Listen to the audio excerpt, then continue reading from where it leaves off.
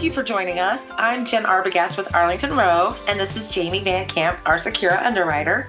It's always a good time to talk about sports and recreation camps. SECURA is our go-to market for this type of exposure, and we place a lot of these kind of accounts with you. I would like to help our agents target this class of business by providing some insight into what kind of underwriting information is needed for these risks. Do you have a target sports and recreation exposure? We do. So we see commonly a lot of, your basketball camps, your softball, baseball leagues, fitness centers, pretty much any sport you can think of, we can probably take a look at. There's just some different, high injury sports that we tend to stay away from. Things like hockey, tackle football. When you do cheer and stunt, the stunting piece, we don't really like to be a part of, but there's such a vast variety of other sports that you can partake in that we take a look at. All right. Okay, that makes sense. Are overnight camps eligible for coverage or only day camps?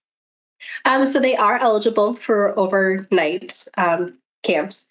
The only thing that might be a stipulation that we take a look at is possibly the abuse coverage. I mean, there's a bit of a higher exposure there with that piece.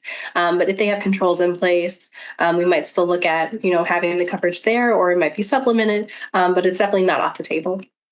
Okay, and what kind of controls would they need to be considered? We're not having mixing of genders in rooms, that we have adequate chaperone coverage. And basically those are kind of the main things. There might be some other things that, individual leagues or camps have in place that are also helpful that work for them. Do you offer coverage for participant liability? We do, depending on the sports, your baseball, softball, basketball, soccer, all those kind of common sports you definitely see. There are some of them that we won't. We have roller skating rinks and stuff like that sometimes we'll not look at the participant coverage, but it is there. Okay, and is sickness covered? At this time, it is not. Okay. How important is a participant waiver, and what can you tell us about these? So we do like to have them in place. We don't necessarily always need to see a copy of them. Some of your higher, we won't write the very high level risky sports, but there is some of them that we do like to see a participant waiver for, kind of like a rock climbing. We'd like to see those and have the hold harmless agreements in there, just a way to protect the insured and have something in place saying hey, you're doing this at will. Okay, great.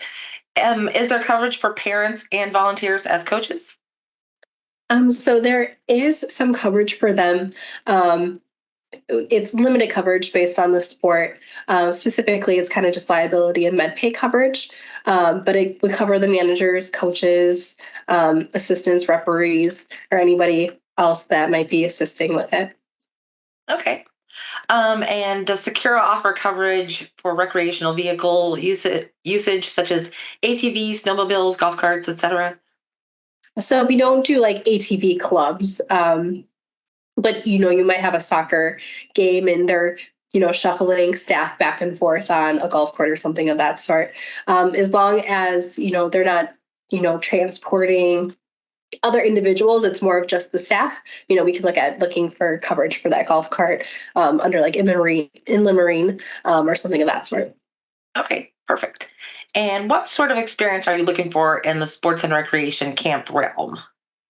So usually kind of our rule of thumb is 3 years of experience, and it doesn't necessarily have to be that they have already ran a league. I mean, that's probably ideal for us, but if they have experience helping manage a league in the past or something close in similar skills, we could definitely take a look at it. Sometimes resumes are helpful just to, get a big picture of what's going on and see what their background is.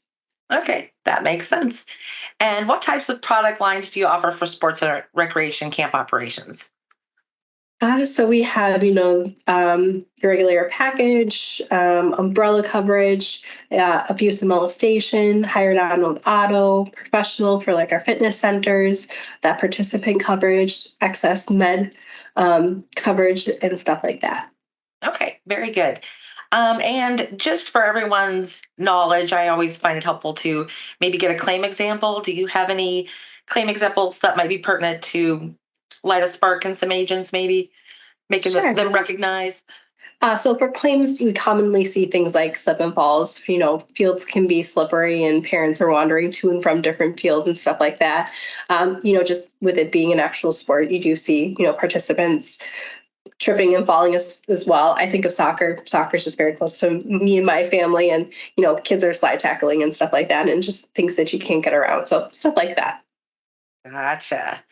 Okay, well, thank you for all of this information. And on a last note, I just wanted to ask, what would it take to move my submission to the top of your stack? Sure. So, as making as full a submission as possible, we have ACORD apps, questionnaires, loss run history, those participant waivers if we need them. If you have them, send them. That's great. We just have that information. And even if you don't have necessarily a SECURA questionnaire, I can definitely work off of a different carrier's questionnaire.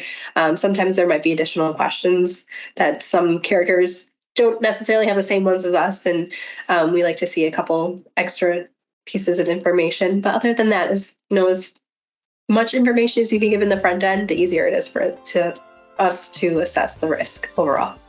Okay, perfect. Well, thank you so much for your time today, Jamie.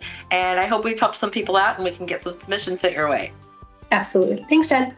Thanks. Bye-bye.